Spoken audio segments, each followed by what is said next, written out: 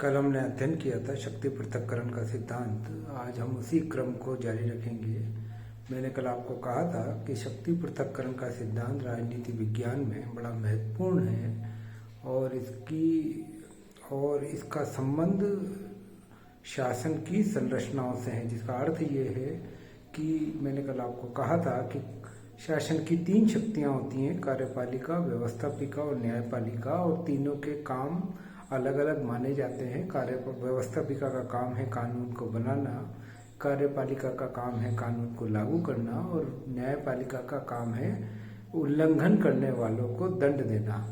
और ऐसी स्थिति में जब हम ये मानते हैं कि अगर ये तीनों शक्तियां एक ही व्यक्ति के हाथ में निहित हो जाएंगी, तो ऐसी स्थिति में शासन की शक्तियों के दुरुपयोग की संभावना बढ़ जाएगी, शासन निरंकुश हो जाएगा और व्यक्ति के स्वतंत्रता और अधिकारों पर प्रतिकूल असर पड़ेगा। यही वजह है कि ये माना जाता है कि शासन की तीनों शक्तियों को अलग अलग होना चाहिए, और ये सिद्धांत राजनीति विज्ञान में शक्ति पृथक्करण के सिद्धांत के नाम से जाना जाता है। और इसके जो प्रेरणा स्रोत है, प्रणेता हैं, वो मॉन्टेस्क्यू कहे जाते हैं, जो फ्रांसीसी विद्वान हैं। और मॉन्टेस्क्यू ने, मैंने कल आपको बताया था, अपनी पुस्तक लिखी है स्पिरिट ऑफ लॉज, जो 1748 में लिखी गई।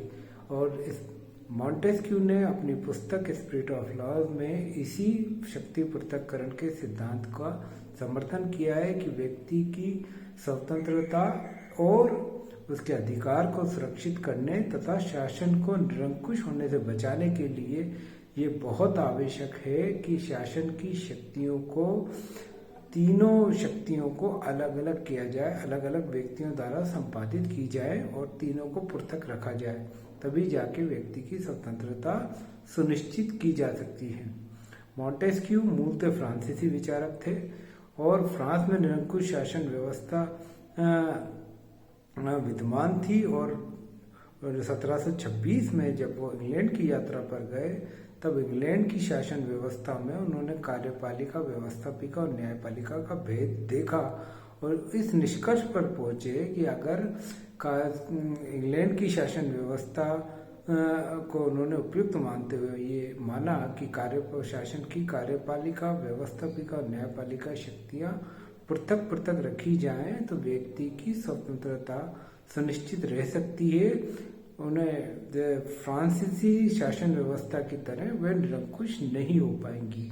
यही वजह है कि उन्होंने समर्थन किया कि कार्यपालिका, व्यवस्थापिका और न्यायपालिका अलग अलग पृथक होनी चाहिए, और इसी सिद्धांत को शक्ति पृथक्करण के सिद्धांत के नाम से जाना जाता है। मॉन्टेस्क्यू से पहले ये अरस्तू के दर्शन में भी हमें शक्ति पृथक्करण के सिद्धांत का थोड़े बीज मिलते हैं, जिन्होंने अरस्तु ने भी शासन के 3 अंग माने, विमर्शात्मक, प्रशासनिकी और न्याय। और जॉन लॉक, जिसे हम उदारवाद का जनक मानते हैं, उन्होंने ये बात कही कि कार्यपालिका और व्यवस्थापिका को एक दूसरे से पृथक होना चाहिए। तो शक्ति पृथक्करण के सिद्धांत के मूल में निहित ये बात है कि व्यक्ति की स्वतंत्रता को सुनिश्चित किया जाए और इसके लिए शासन की शक्तियों को पृथक 3 अंगों में स्पष्ट विभाजित किया जाए और इसके संपादन तीनों अंगों का संपादन अलग अलग व्यक्तियों द्वारा किया जाए। एक ही व्यक्ति के हाथ में कार्यपालिका, व्यवस्थापिका और न्यायपालिका की शक्ति नहीं होनी चाहिए। अगर इसे हम सामान्य भाषा में समझना चाहें कि आज किसी भी कोई भी कानून संसद बनाती है, लेकिन संसद उसे लागू नहीं करती। लागू करने के लिए कार्यपालिका मौजूद है और उल्लंघन करने वालों को दंड देने वाली जो संस्था है वो न्यायपालिका है। ऐसी स्थिति में यदि कोई व्यक्ति उल्लंघन करता है तो उसे पुलिस द्वारा पकड़ा जाता है और न्यायालय द्वारा उसको सजा दी जाती है। जो पुलिस द्वारा जो व्यक्ति पकड़ा गया है, पुलिस को यह अधिकार नहीं होता कि वो उसको दंड सुनाए। इसके लिए निष्पक्ष न्यायाधीश की व्यवस्था की गई है कि पुलिस उस व्यक्ति को न्यायालय में प्रस्तुत करे और न्यायालय में जो जज है वो इस बात का निर्णय करे कि उस व्यक्ति ने अपराध किया है या नहीं किया, और न्यायालय इस मामले में पूरी कार्यपालिका और व्यवस्थापिका से आज़ाद है। अगर ऐसा नहीं हुआ और यही चीज़, ये तीनों शक्तियाँ एक ही व्यक्ति के हाथ में सीमित कर दी गई, तो इसका दुष्परिणाम ये होगा कि जिस पुलिस ने आपको पकड़ा है, किसी व्यक्ति को किसी अपराध के संदर्भ में या अपराध नहीं करने के संदर्भ में भी मनमाने तरीके से पकड़ लिया है, वही अपनी इच्छा अनुसार दंड देने की भी शक्ति रखेगा। तो ऐसी स्थिति में मनमानी ढंग से पुलिस किसी को भी गिरफ्तार और लंबे समय तक सजाएं दे सकती है। यही वजह है कि कार्यपालिका, व्यवस्थापिका, न्यायपालिका की शक्तियों को पृथक होना आवश्यक माना गया है। और खासतौर पर हम न्यायालय की स्वतंत्रता की बात तो हम हमेशा ही करते हैं कि न्यायपालिका को स्वतंत्र होना चाहिए। तो ये बात शक्ति पृथक्करण सिद्धांत से ही जुड़ी हुई है कि व्यक्ति की स्वतंत्रता की रक्षा तभी हो पाएगी जब शक्तियों का पृथक्करण किया जाएगा। और शक्ति पृथक्करण के इस सिद्धांत को जो मॉन्टेस्क्यू द्वारा प्रतिपादित किया गया है, उसको अमेरिकी संविधान में जगह मिली और अमेरिकी संविधान के शुरुआती 3 अनुच्छेद शक्ति पृथक्करण सिद्धांत की ही प्रतिध्वनि के रूप में कार्य करते हैं, जिसमें प्रथम अनुच्छेद में कहा गया है कि व्यवस्थापन की जो शक्ति है वो कांग्रेस में निहित होगी, अमेरिका की संसद में निहित होगी। अनुच्छेद 2 में कहा गया है कि कार्यपालिका शक्ति राष्ट्रपति में निहित होगी और न्यायपालिका शक्ति सर्वोच्च न्यायालय उसके नीचे के न्यायालयों में निहित होगी। अनुच्छेद 3 में ये घोषणा की गई। तो इस तरह अमेरिकी संविधान में शक्ति पृथक्करण की उस व्यवस्था को स्वीकार किया गया है जो मॉन्टेस्क्यू द्वारा प्रतिपादित की गई। और अमेरिकी संविधान निर्माता इस बात शक्ति पृथक्करण के सिद्धांत से बहुत ज्यादा प्रभावित थे।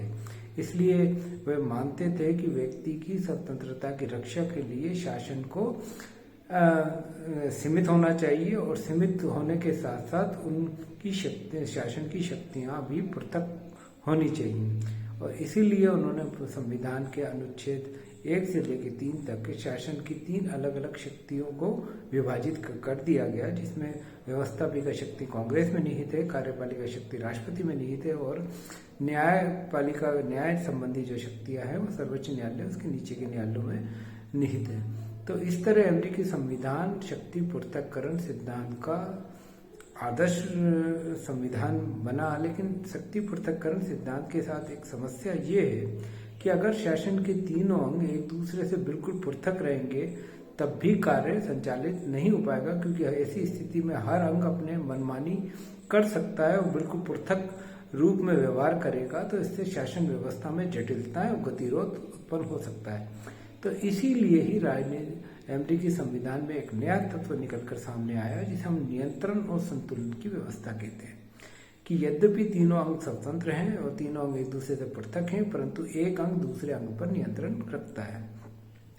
तो अमेरिकी संविधान में कई तरीकों से राष्ट्रपति संसद पर नियंत्रण रखता है, संसद राष्ट्रपति पर नियंत्रण रखती है, न्यायपालिका राष्ट्रपति और संसद पर नियंत्रण रखती है और संसद और राष्ट्रपति न्यायपालिका पर नियंत्रण रखता है। यानी अमेरिकी संविधान में भी जो पृथक शक्तियों के पृथक्करण की बात की गई है, उसकी शक्ति पृथक्करण के सिद्धांत की जो जटिलता और गतिरोध उत्पन्न होने की जो एक समस्या थी, उसे नियंत्रण और संतुलन के सिद्धांत के द्वारा खत्म किया गया। यानी शक्तियां पृथक पृथक हो लेकिन गतिरोध, शासन व्यवस्था में गतिरोध और तनाव ना हो और प्रत्येक अंग बिल्कुल मनमाना और पृथक व्यवहार ना करे, क्योंकि मूलतः एक ही शासन व्यवस्था से जुड़े हुए अंग हैं। इसलिए यह आवश्यक माना गया कि एक अंग दूसरे अंग पर नियंत्रण रखे।